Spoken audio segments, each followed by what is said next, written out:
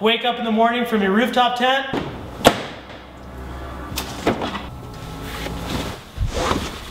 Maybe some you've never seen before.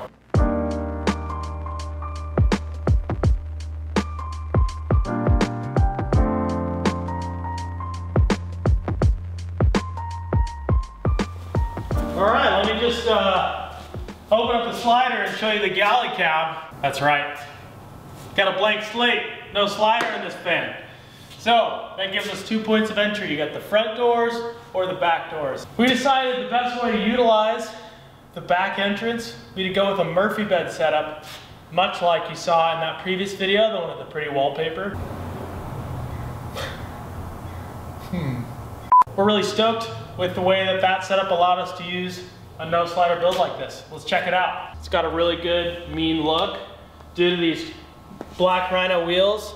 This thing looks awesome. Got some big tires on there, lots of sidewall. Moving up here, we got that C.R. Lawrence T-vent window. Really helpful in this van specifically, for a reason I'll get to in a second. Moving back, Arctic turn window in the flare.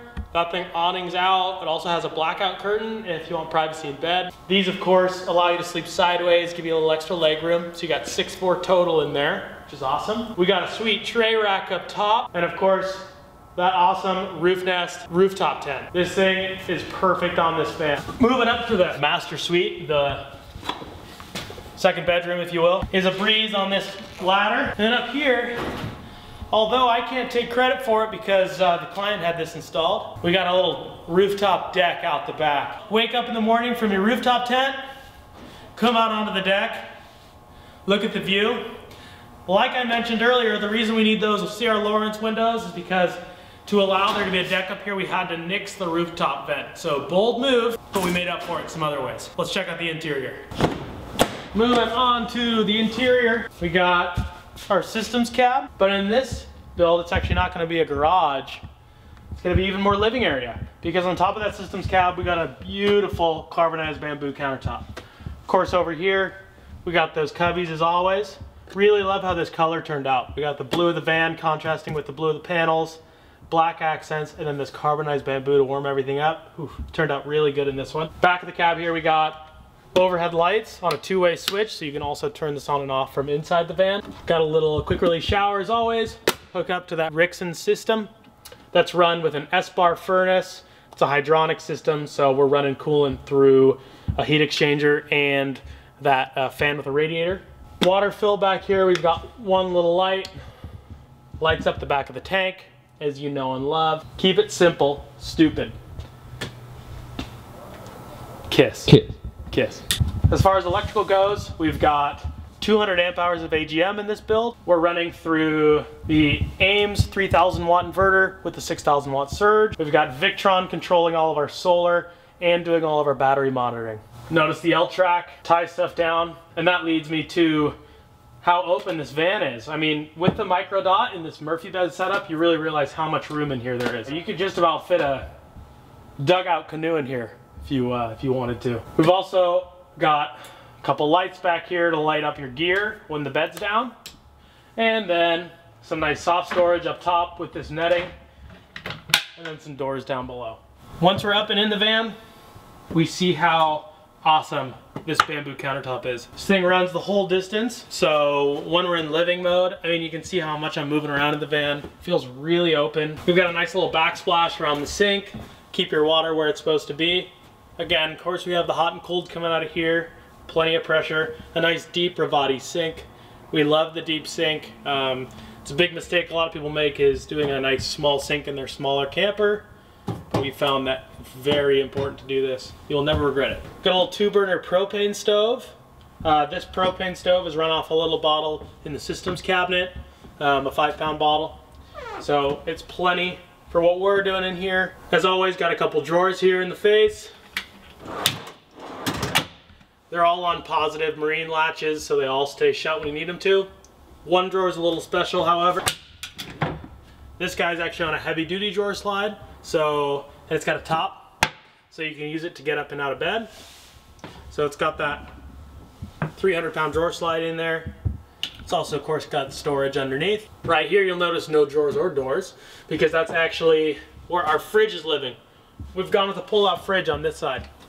You'll also notice, running the length of the van, we've got that L-track. It's really cool to see L-track running the full length of a van, because usually you got a slider here, of course. So a couple fun little features that are brought to light when you have the ability to do so. Bigger window here than there is in the slider, so you got that huge picture frame view. You'll notice here, because of the lack of that roof vent, we've actually gone with a little Sirocco 12-volt internal fan. So what this does is it goes pretty much any direction you want it to, folds away really nice. Actually has quite a bit of power at very little draw. Really helps move the air around in here through the C.R. Lawrence bunk window here that's in the flare, and then the T-vent, and then that Arctic turn we have in here. Overhead cabinet, ample storage up top, couple system monitoring in there, and then a microwave here. Nice little undercab light for that dinette, on-off motion, kind of fancy. For a little extra soft storage above the driver's seat, we've gone with an RB Components overhead shelf. A little bit of personal flair on here with this Formica face. Really closes out the space. We like how it all flows together. That's really all I had to say about that. Once you're done with all your food prep on this side of the van, got that big log countertop, awesome. You gotta eat it somewhere. As always, we got the Friedman folding seat. Wrong lever, Kronk. No! That's where the dinette space comes into play. Friedman folding seat, all on gas assisted struts. So it's really easy to open up. Table pulls out from its holder here. Sits on these adjustable tracks.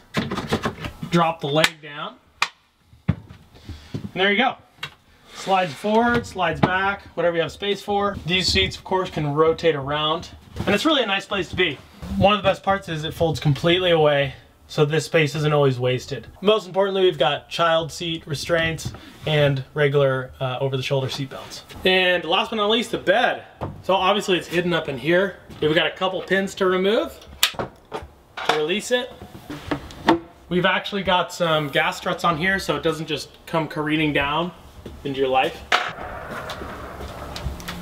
As you can see, we got that firm foam mattress, nicely hidden away, with a little bit of extra room for some bedding, a couple pillows. Boom. I mean, you can see how easily that bed deploys. Really cool. And because of the way it folds, you can actually leave your bottom sheet on it at all times. Come with a nice blue to accent the walls. Flare openings, you can see those are helping us out. Got a couple map lights in here. And on this side for when you're reading and when all your lights off. And of course a little USB for charging your phone. And again, I'll show you just how easily it goes back in. Got the mattress pushed back, and then boom. Holds itself up. Replace the pins when you're driving. If you're staying at a campsite for a couple days, you can just leave it up like this. Walk through, leave. I mean, it really is that easy. Alrighty, well, thanks for checking out this build with me today. Hope you like what we did with the Murphy bed and these long countertops as much as I do. Keep an eye out for some more builds coming up in the near future. Till then, we'll see you next time.